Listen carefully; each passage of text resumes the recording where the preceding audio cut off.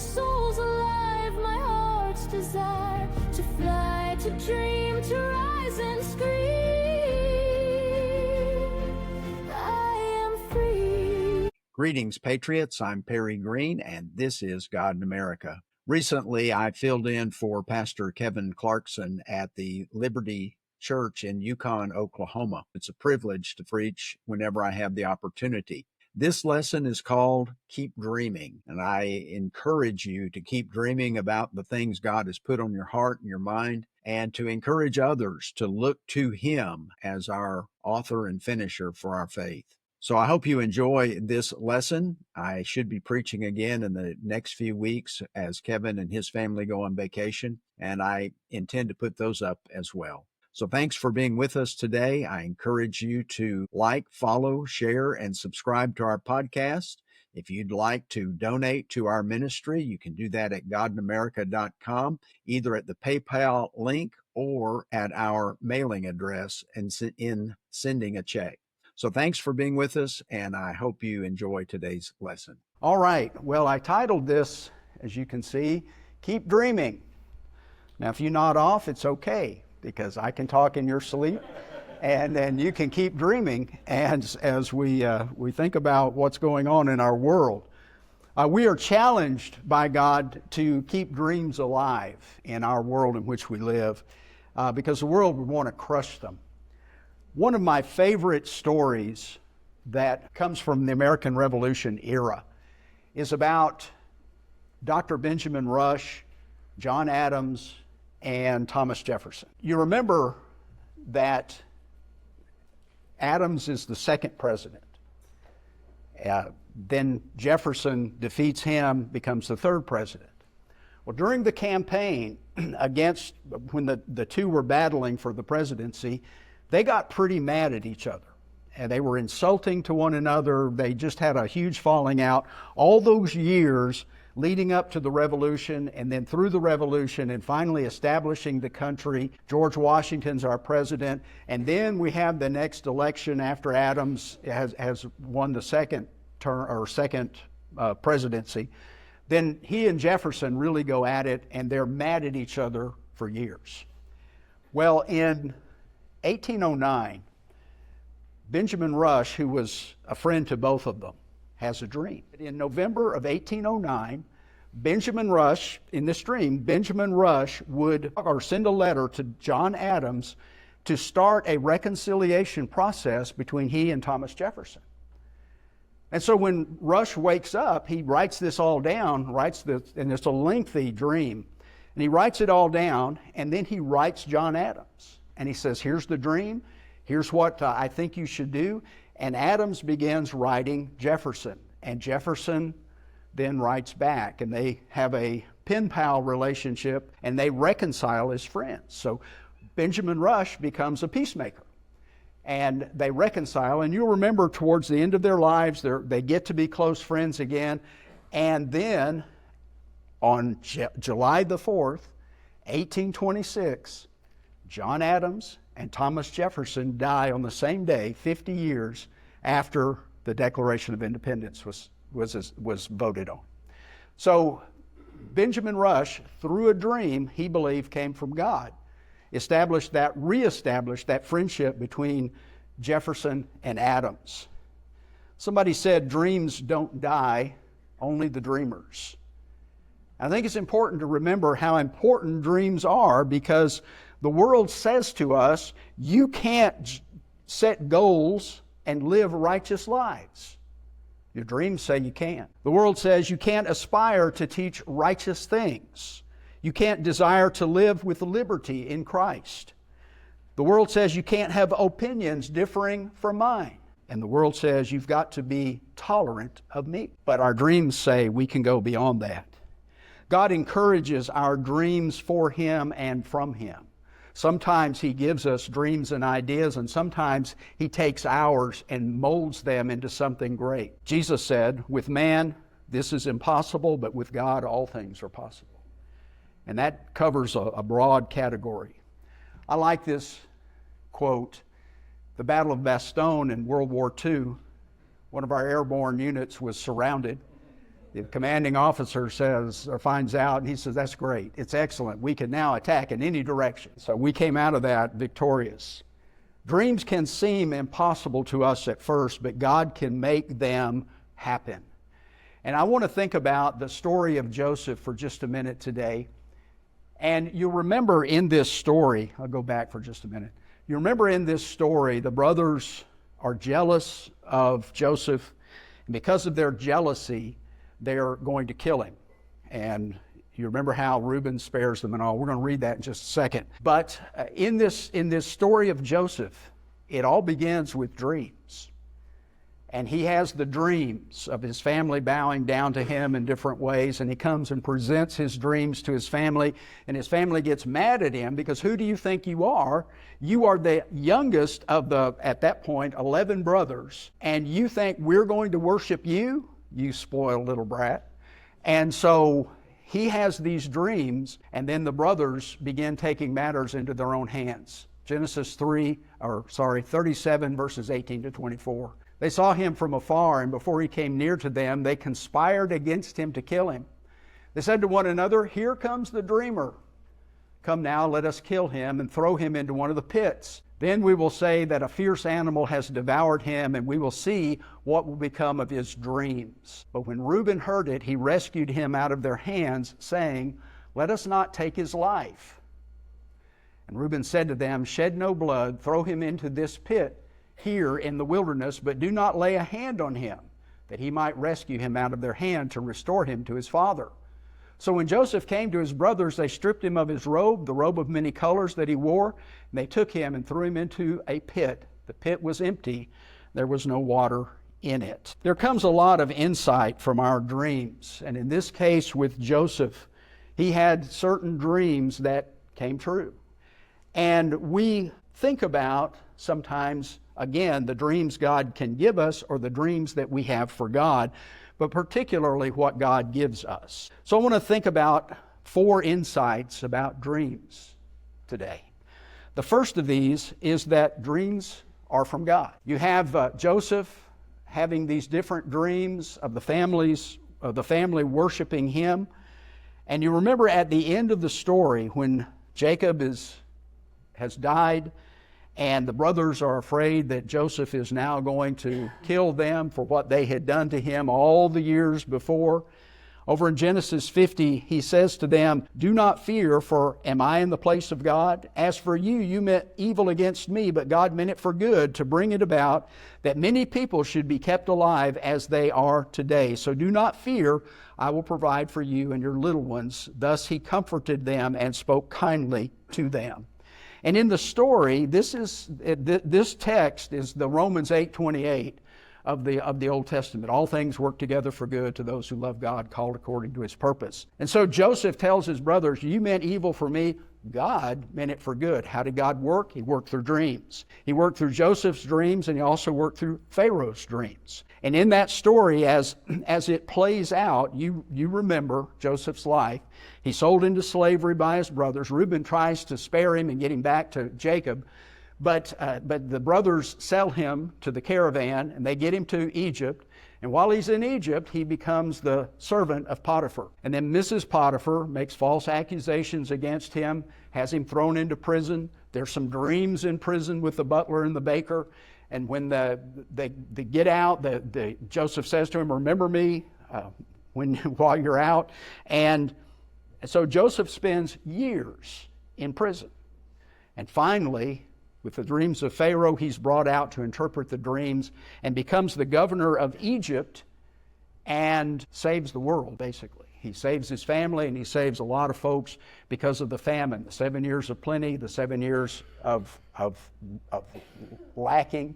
And so he saves because he is able to store all that grain. In the Bible, there are many other dream stories. One, for instance, is Paul having the dream about the Macedonian man calling him, come help us. That's a dream, a vision type of thing that God gave to Paul. And our dreams are more about God and his purpose than about us and ours. One of the things that we need to remember is that this is about what God wants, not so much about what I want. And Henry Blackaby made a comment or two that I want to share with you. Blackaby said, "You never find God asking persons to dream up what they want to do for Him. Without doubt, the most important factor in each biblical situation was not what the individual wanted to do for God. The most important factor was what God was about to do." When God came to Noah, He did not ask, "What do you want to do for me?" He came to reveal what He was about to do. It was far more important to know what God was about to do. It really does not matter what Noah had planned to do for God. God was about to destroy the world. He wanted to work through Noah to accomplish His purposes of saving a remnant of people and animals to repopulate the earth. Now, sometimes I think up stuff and I take it to God and I say, "Hey, what do you think about this?" And God is often very silent to me because He's really already given us the dream, the vision. Our job is the Great Commission. Go teach all nations. Go preach the gospel. And that's really the vision He's given us, the dream He's given us, and maybe He gives us specific things that we can do to help fulfill that. But dreams really come from Him. And the second thing is, dreams are for people of all ages, all age stages of life. Now, there are dreams for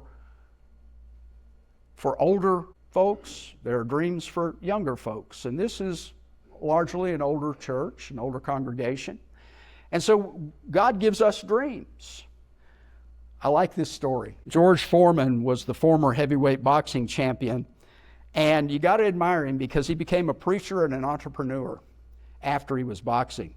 Well, when he was 42 years old, he came out of retirement to challenge Evander Holyfield for the championship of the world because he needed money for his ministry. And Foreman said, "I decided to go back and challenge the heavyweight champion because I needed the money to build more recreation center for young boys and get them off the streets and out of trouble." Well, Evander Holyfield was the champion at the time. He was 28 years old.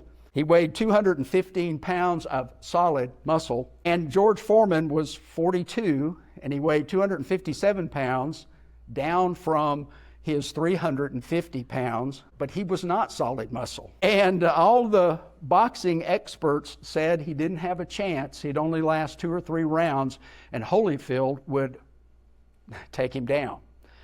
Well, at the end of the 12th round, the end of the match, he didn't win, but he was still standing. And after the battle was over, the two men met in the ring, and the entire arena stood and applauded for the contest that they had been through. After the fight, he was being interviewed, and Foreman said, "I lost the fight, but as long as you're alive, you can dream." Sometimes that's the impossible dream, but you can still dream. You're never too old to dream. Peter, on the day of Pentecost, quoted from Joel chapter 2. I think it's interesting that Peter is singled out at Pentecost. You remember, he was the denier. Jesus tells them what was about to happen, and Peter says, "Lord, I'll go with you to death." "No, you're going to deny me 3 times before the rooster crows." "No, I'll die with you." Jesus is arrested. The night goes on. In the courtyard of the high priest's house, Peter denies 3 times. And on the 3rd time, Luke says, he denied, and the rooster crowed, and Jesus looked him in the eye. And Peter went out and wept bitterly. Now, can you imagine? You lock eyes with Jesus, and he said, basically, "I told you." But Peter comes back from that. Peter had a dream. Peter had a vision from God that he would be more than he was. And he comes and he preaches, and in Acts 2, he quotes from Joel, and he says, "But this is what was uttered through the prophet Joel. In the last days it shall be, God declares, that I will pour out my Spirit on all flesh, and your sons and your daughters shall prophesy. Your young men shall see visions, and your old men shall dream dreams. Even on my male servants and female servants. In those days I will pour out my Spirit, and they shall prophesy. Old men shall see dreams, young men shall see visions." men and women, maidservants, manservants are going to prophesy by the Spirit of God. That was all happening on that day of Pentecost. So I'm older. I can still dream. God can still use the old guy. He can still use the older woman, or certainly the old woman, the older woman. And God can work through all of us. But He also has dreams for the younger as well. Let me go back. We know the importance of youth. Most people are converted before they're 18 years of age. Most people who decide to go into ministry go in or make that decision before they're 21. It's possible that the disciples were very young men. I've heard that they may have been as young as junior high to high school, with Peter being probably the oldest at about age 20. So I've always pictured these guys as big, rough, tough fishermen with, leather skin and gray hair and all of that. But most likely Jesus was kind of a youth minister, that these guys were young guys and He was training them, bringing them along. But we've got, in secular history, we've got examples of young dreamers. Pascal wrote a great work at age 16 and died at 37. Wow. Alfred Lord Tennyson wrote his first volume at age 18. Isaac Newton was 24 when he formulated the theory of gravity. Charles Spurgeon pastored the largest church in London, England, when he was 25 years old. Can you imagine? When I was 25 years old and trying to preach, I could barely get anybody to even let me in the door. But Charles Spurgeon not only was a great preacher, I read that he was one of the great soul winners of history. And he didn't do an invitation like a lot of preachers like Billy Graham used to do. He'd get up and preach and have this big invitation, and people would stream out of the chairs to come and come get a message or get the prayers from Billy Graham. He didn't do that. Instead, what he would do at the end of their service, he would say, if anybody needs to know more about their salvation, come to my office tomorrow morning. And I think he started either at 5 or 6 in the morning. He'd be in his office on Monday morning, and there was a line down the street of people waiting to get in to talk to Charles Spurgeon about their salvation. He converted thousands of people over the years. Well, Spurgeon made an important point. He said, I believe that one reason why the Church of God at this present moment has so little influence over the world is because the world has so much influence over the church. Wonder if the world has sucked our dreams away. You wonder? We have dreams from God and for God, and right now we may even have the wrong dreams for God. This is a bigger deal than sometimes we think. Well, the third point is that our dreams require endurance. I've been studying a little bit about perseverance and endurance lately, and have come to the realization that perseverance is a spiritual weapon. We talk about prayer and we talk about the different pieces of armor from Ephesians 6. Those are spiritual weapons, but so is perseverance. If you fight to the end, you're going to win. It's perseverance. Get to the end. You've seen the football games or whatever event. You've seen those games where the team is down and out and they keep fighting, keep nudging, keep inching their way back, and all of a sudden things turn around and they've won because they didn't give up. They didn't stop, they persevered.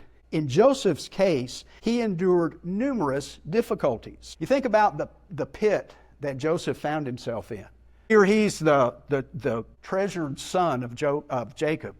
And he comes to see his other brothers, kind of like David. Remember how David comes to see his brothers in the battle line? And when he comes, they start harassing him. Well, they kind of do the same thing with Joseph. Joseph comes along, and he's wearing the special coat that says he's the set-apart one. He's kind of got the firstborn status.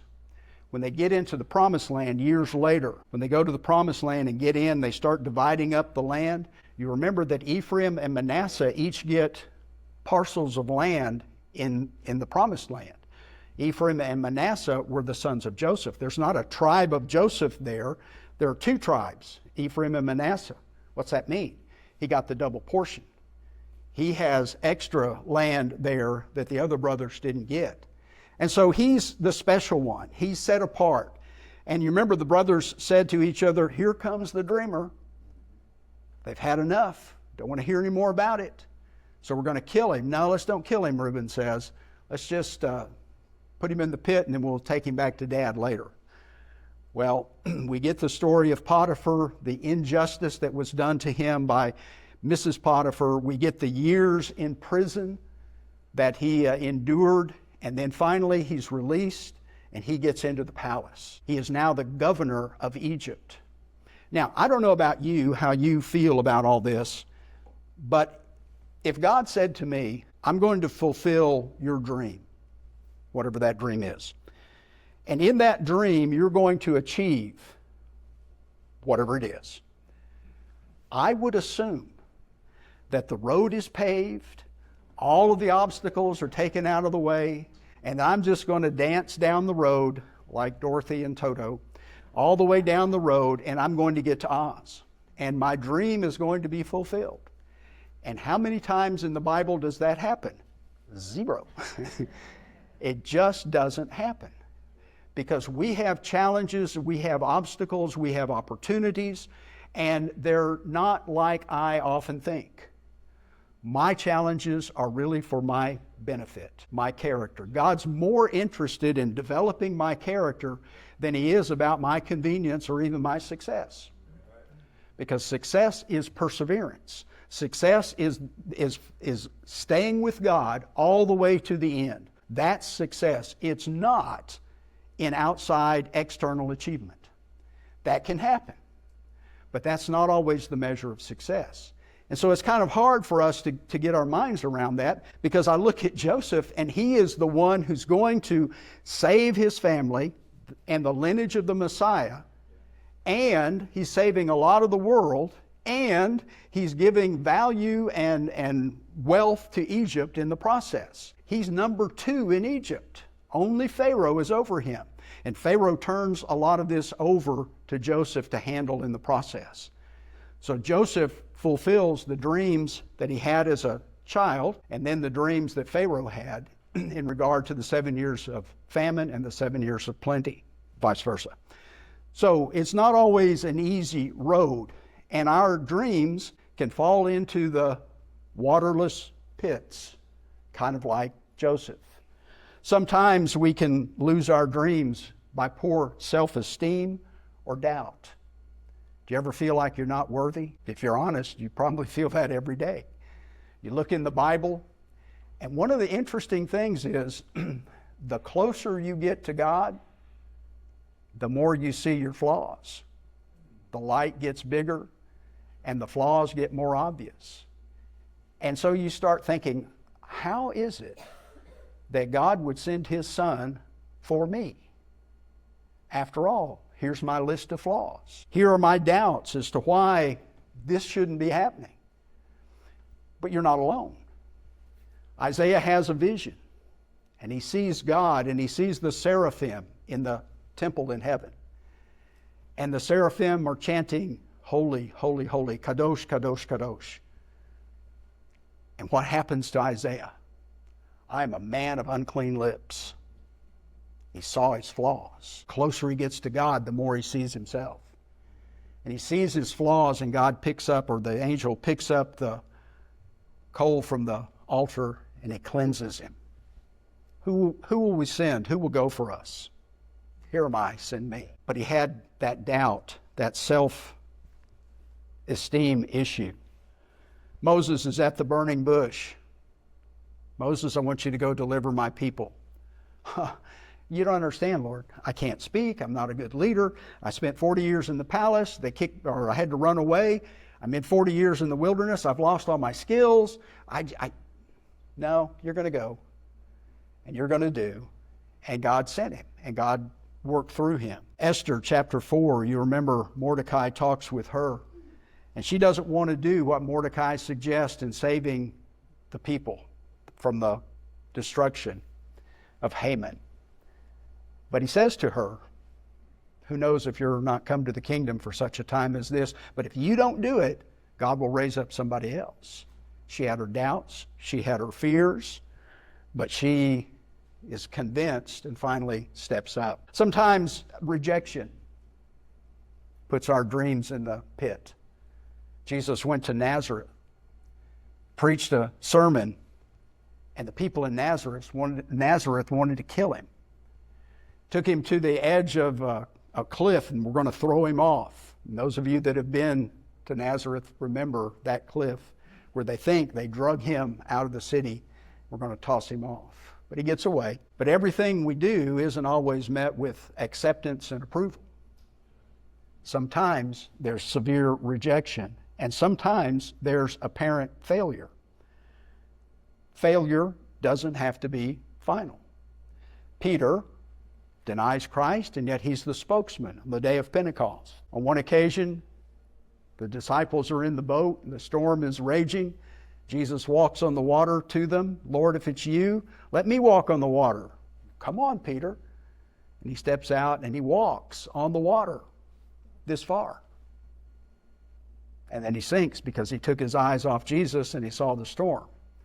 Now, if you tell that story to some Jewish people that know anything about the Bible, their question is, what's wrong with the other 11?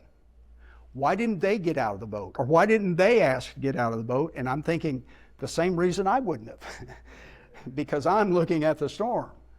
Well, but it doesn't have to be final. Peter walked on the water for a little while. Jesus rescued him, and we know how Peter turned out. Babe Ruth, you remember for years, was the home run king in Major League Baseball.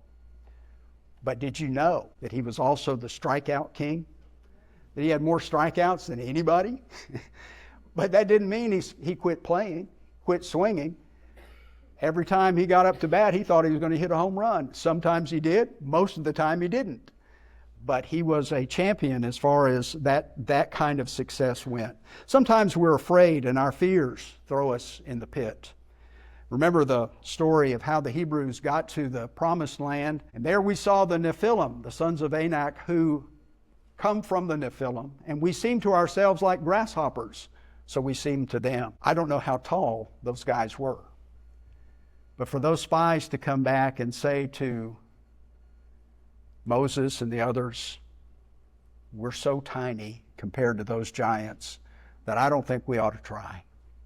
And they roused the people, and the people feared, and God said, okay, we're not going to make you go in, but you do get to go back to the wilderness till this generation dies off. A lot of times God gives us what we want, even though we don't really want it. And so they went back in the wilderness, and then the next generation would come into the promised land. But God's bigger than the giants. What's your fear? Well, I've got some, you've got some.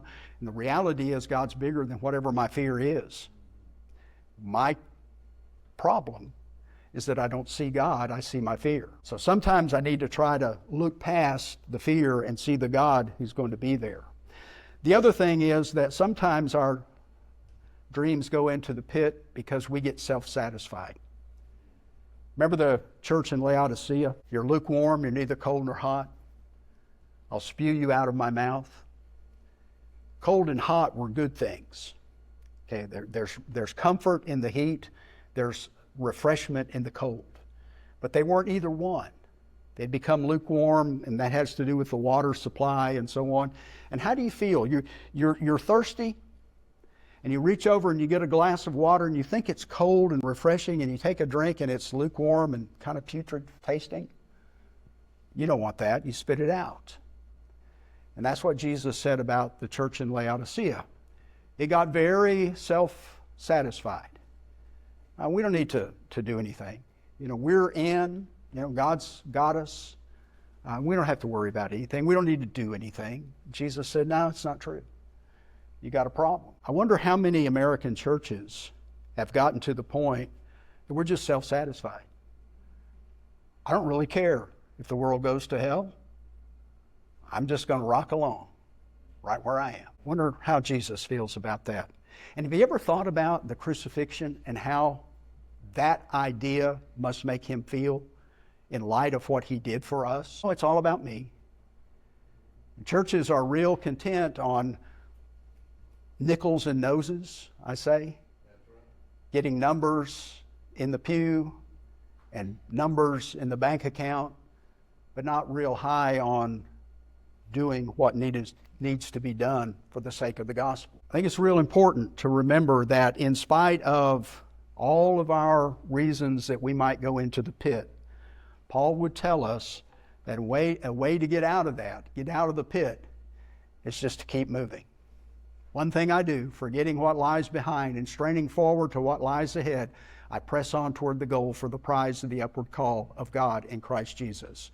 You're going to be disappointed from time to time in your life. You're going to have obstacles and issues, and you're going to find yourself in the pit, and you're going to strike out more times than you hit home runs.